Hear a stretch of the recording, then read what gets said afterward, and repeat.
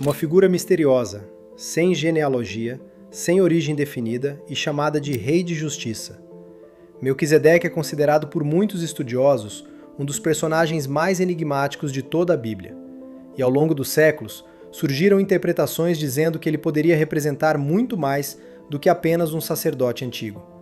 Nesse episódio, Lamartine Pozzella conecta simbolismo, espiritualidade, dimensões e interpretações pouco conhecidas sobre essa figura bíblica. Agora a pergunta é: quem realmente foi Melquisedeque? E por que ele continua cercado de tanto mistério? E tem uma coisa que eu quero trazer aqui, que eu acho muito interessante, que é o chamado fator Melquisedeque. Eu vou te explicar o que é isso, que é algo que eu acredito, tá?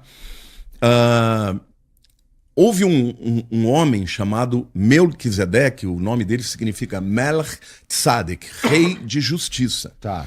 Esse camarada, ele é uma figura que a Bíblia apresenta, mas que ele é uma figura, assim, controversa.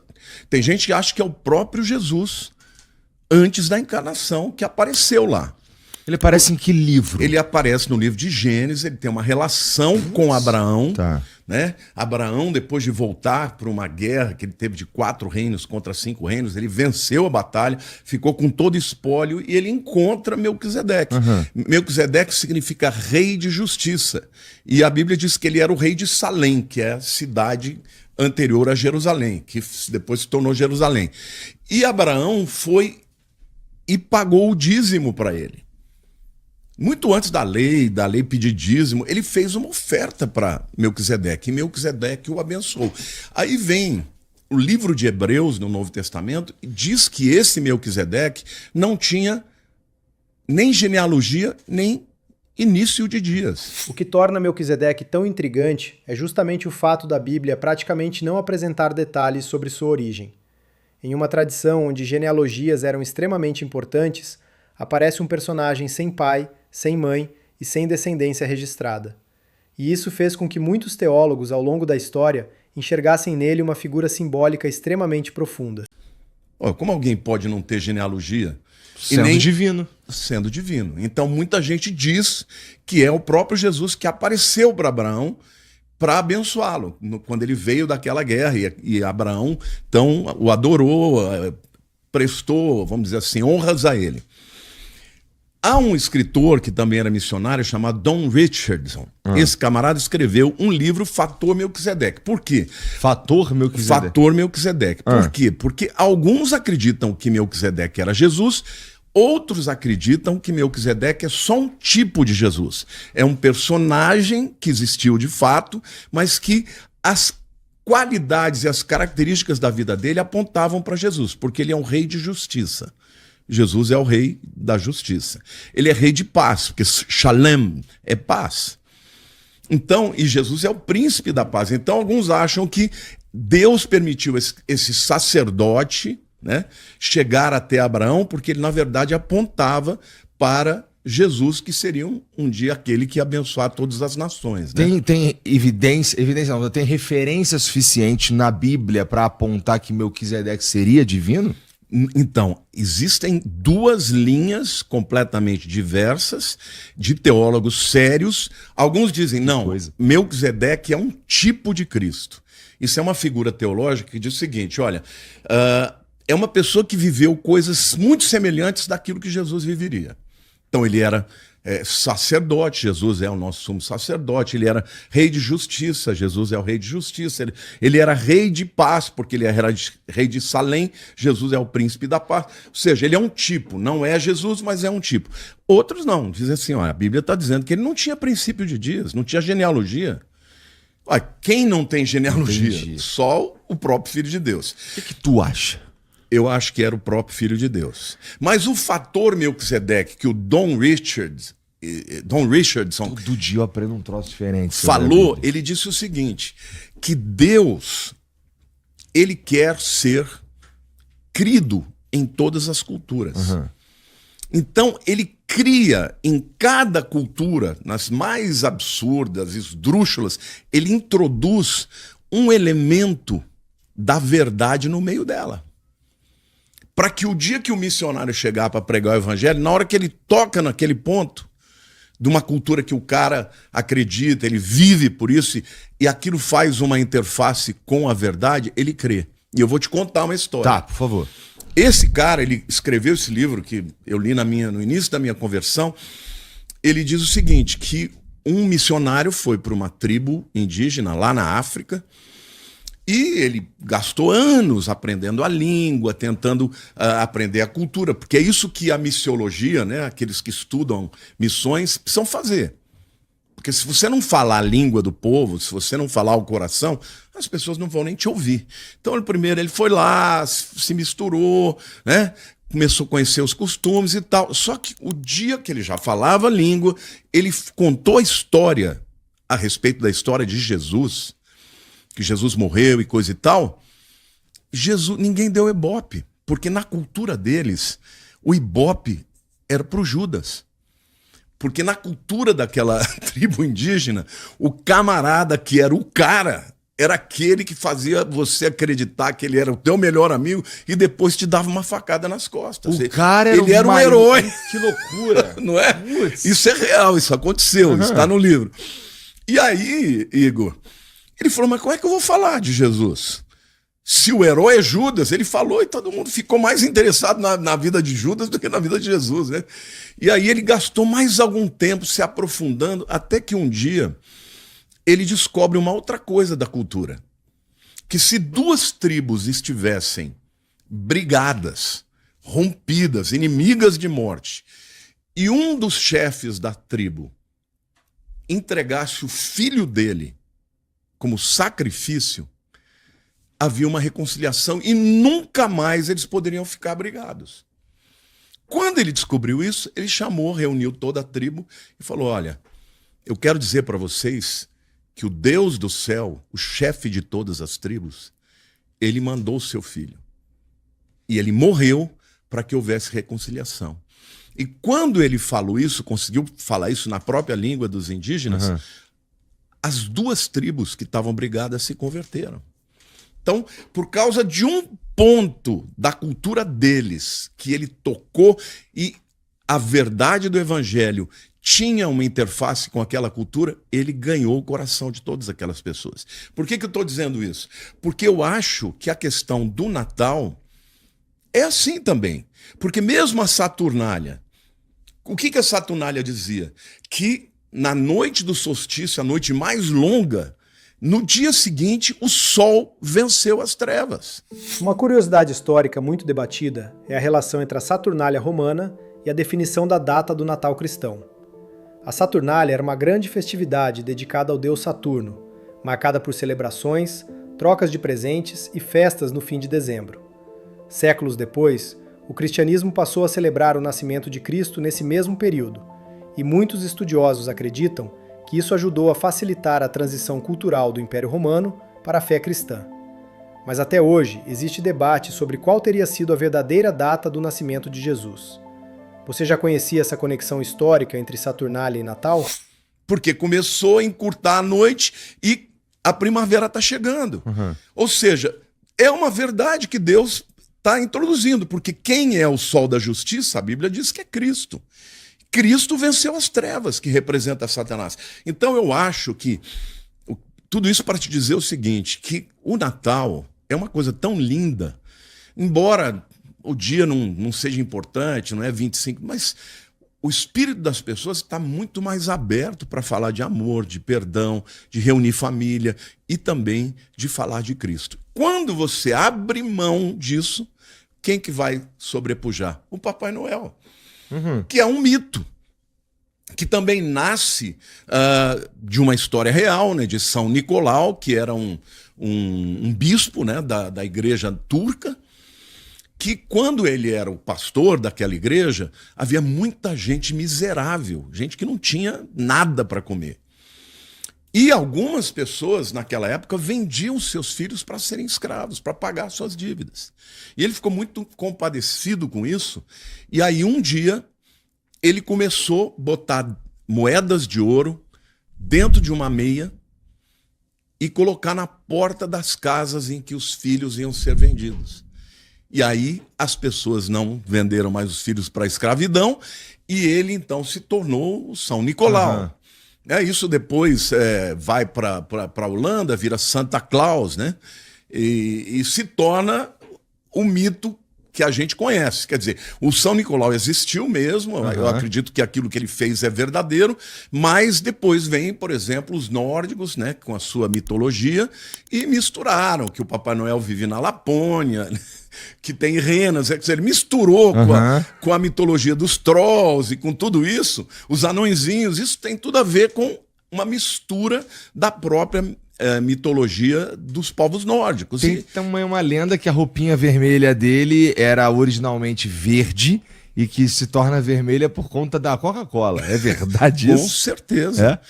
Eu ia terminar dizendo que a Coca-Cola, percebendo o apelo comercial, foi ela quem criou essa coisa do Papai Noel de vermelho, na Lapônia, né, vindo com as reindeers, né, com as renas. Ou seja, tudo bem, a gente sabe que tudo isso é mito. Agora, se eu não falar que Cristo nasceu, o que vai sobrar na época do Natal? O Papai Noel. E hoje nós vivemos num tempo em que a cultura quer, de fato, esconder a Cristo. A gente está lutando aí muito para poder levar o evangelho e cada vez mais a gente está vendo um cerceamento. Tá. Eu talvez discorde que, tirando o nascimento de Cristo, só sobra o Papai Noel no Natal. Eu acho que todo o espírito natalino, ele tem a ver, querendo ou não, o cara ele pode tentar tirar o espírito... Não, eu não estou dizendo que não tem nada que seja bom fora da mensagem de Cristo. Eu estou me referindo... É tão ligado... Não, tá tudo... ou seja, reunir família é maravilhoso, você ter um tempo de presentear, eu acho lindo também. A gente faz isso, claro, sempre. Agora, na questão do motivo inicial do Natal, que era o nascimento de Jesus, você perdeu a oportunidade. Não entendi. Ou seja, vai ficar em torno do quê? Em torno de reunir família, de comer, e até é legal. É bom maravilhoso. Também. É bom também. É bom também. Mas para o motivo de compartilhar a fé, você perdeu o motivo principal. Por isso que eu acho que a gente não pode abrir mão disso. A gente corre tanto, é importante reunir a família, é importante nesse momento você ter oportunidade de presentear alguém, sabe, de ter momentos gostosos. A vida é muito dura, Igor. Por falar nisso, Lamartine, na tua opinião de pastor, tá? O cara chegou no final do ano, dia 24 de dezembro, tá chegando a hora de dar ceia e tudo mais, tem a minha família reunida, mas eu já tinha combinado, que eu sou cristão, de ir passar na igreja, com a galera da igreja e tal, e meio que minha família ficou em casa. Qual que tu acha que seria... Existe uma melhor escolha? A melhor escolha é a família. Eu acho assim, se uma família é toda cristã, então vamos todo mundo. Né? Mas eu acho que essa é uma data para você estar com a sua família. Se você é o único cristão e metade da sua família não é, você tem o ano inteiro para ir para a igreja. Entendeu? Pô, que legal. Na nossa... Falar o contrário. Pra você ter uma ideia, na nossa igreja a gente nem tem culto no dia do Natal. Exatamente para deixar as famílias se reunirem. Entendeu? A gente vai fazer o culto da virada. Tá. Mas tudo bem. Agora, Natal, a gente não tem culto no dia do Natal. Nunca tivemos. Porque é o dia da família. Então, virada eu entendo. Virada eu acho que faz sentido. Cada um faz o que cada quer. Um faz a gente pula 7 ondas, a gente passa de joelho orando, pedindo a Deus que o ano que vem... Não, eu respeito, super respeito. Acho que a gente tem que respeitar a fé das pessoas. Mas o que eu penso é que o Natal é maravilhoso, no sentido de reunir a família. Só que no meu caso, das famílias cristãs, antes dos comes e bebes, a gente sempre faz assim. Primeiro, um momento de agradecimento. Então, cada pessoa da família agradece a Deus por alguma coisa. Quero agradecer por um livramento, por uma cura. Quero agradecer porque você está aqui, pela família. Esse momento assim. Em seguida, a gente faz a troca dos presentes, amigo secreto. Tem famílias que fazem o inimigo secreto também, né? E aí depois vem os comes e bebes. E é maravilhoso, entendeu? Esse momento de comunhão. O mais curioso sobre o Natal é perceber como cada cultura celebra essa data de uma maneira diferente. Em alguns países da Europa, por exemplo, existem tradições com procissões à luz de velas e jejuns religiosos, enquanto no Japão, o Natal ganhou um lado mais comercial e até romântico. Já em partes da América Latina, as celebrações costumam durar vários dias com festas, músicas e encenações do nascimento de Cristo. Isso mostra como uma mesma data acabou absorvendo elementos culturais do mundo inteiro ao longo dos séculos. Por isso eu acho que o Natal, no mundo inteiro, ele chama atenção para o fato de que Jesus nasceu. E a gente não pode perder isso. E se a gente abrir mão simplesmente por causa de tecnicalidade... Bom, para te dizer a verdade, Deus não está nem aí para o dia que Jesus nasceu. Porque isso não era importante na cultura judaica. Senão, Deus teria dito, ele nasceu tal dia. A gente tem uma ideia de que ele tenha nascido ou em setembro ou em março por conta de tudo que havia em torno, né? Não podia ser inverno. Inverno não tem ovelha no campo, então certamente não foi. Agora, tem outras razões porque a gente acredita que pode ser nessa época de setembro, né? Então, assim, o que eu quero dizer é que os símbolos do Natal tem muitas coisas que têm a ver com Cristo mesmo. Por exemplo, no Natal, na Saturnália falava lá de que o Rei Sol, né, tá vencendo as trevas, que é o mal. E na Bíblia, Cristo é visto como a luz do mundo, né? Por exemplo, lá em Lucas 1, 77, 78 e 79, diz assim: graças à entranhável misericórdia do nosso Deus, pela qual nos visitará o sol nascente das alturas, para alumiar os que jazem nas trevas e na sombra da morte, e dirigir os nossos pés pelo caminho da paz. Ou seja, a Bíblia também usa a metáfora do sol para falar que é Jesus. Por quê? Porque sem sol não há vida. Sem sol não tem vida no planeta Terra. Não tem, como é que chama o processo de transformar a luz em... Fotossíntese. Fotossíntese. Sem fotossíntese não tem vida. Então, na Bíblia, o sol da justiça é o Messias. E como é que tu enxerga? Você falou aí que Deus coloca na cultura dos humanos, na nossa cultura, nas diferentes culturas, elementos que ressoam com a verdade. Quando a verdade é... Ou seja, nem tudo que está naquela cultura é errado. Isso que eu tô dizendo. Tem coisas que Deus mesmo colocou dentro do coração do homem. O livro de Romanos fala que Deus ele se revela.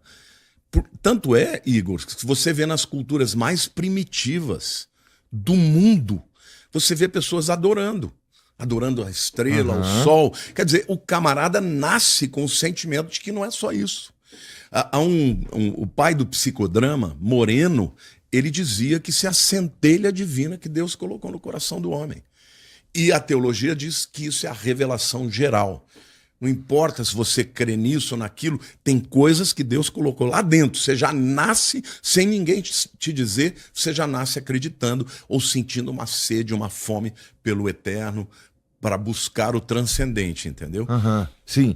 E aí, isso é interessante, porque isso abre um caminho que eu acho que eu nunca conversei com ninguém, que é o seguinte, se Deus coloca um pedacinho da verdade, ou se nem tudo que os caras estão ali acreditando, ou se ninguém chegou lá para dizer que existe um Deus. Isso, alguma coisa assim, o cara ele já tem essa coisa dentro já dele, tem. E ele já adora o sol, ele já adora, sei lá, a natureza, o rio, alguma coisa, ele já tem ali ele já percebe que há uma...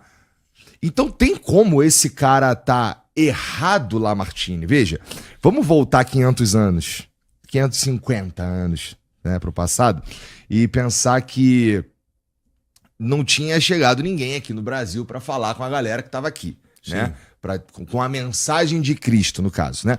E aí, esse cara ele já estava cultuando alguma coisa. Sim. O sol, e por aí vai. Né? Tem várias culturas que tinham aqui na América do Sul. Deus está um pouquinho também em todas essas manifestações religiosas, não tá? Veja, a sua pergunta é um pouco capciosa. É um pouco, Eu tenho que responder de maneira assim, bem tranquila para não falar bobagem. Eu, por mim, eu tenho tempo. Vai você. O que eu quis dizer é que o que está por trás da adoração, não importa qual ela seja, é uma centelha divina, é uma revelação de que a vida não é finita, tem algo transcendente. Então eu sei que tem alguma coisa, eu não sei aonde, eu não sei aqui. aonde. Mas talvez eu esteja errado. Todas essas religiões não podem salvar ninguém. Uma coisa impressionante é perceber que praticamente todas as civilizações antigas buscaram adorar algum tipo de ser divino. Egípcios, gregos, sumérios, maias, romanos, cada povo desenvolveu símbolos, templos e rituais tentando se conectar com algo superior. E muitos historiadores acreditam que isso revela uma necessidade profundamente humana de buscar sentido, proteção e propósito para a existência. O mais curioso é que, mesmo com toda a tecnologia moderna, bilhões de pessoas ainda continuam procurando respostas espirituais até hoje. Já imaginou viajar com quem você ama, sem se preocupar com o preço da passagem? Conhecer o Brasil, o mundo, viver momentos que ficam para sempre e pagar muito mais barato por isso? A comunidade Milhas 3.0 ensina pessoas comuns a viajar como expert, usando estratégias que as companhias não explicam. O link está aqui na descrição. Entre agora na comunidade Milhas 3.0.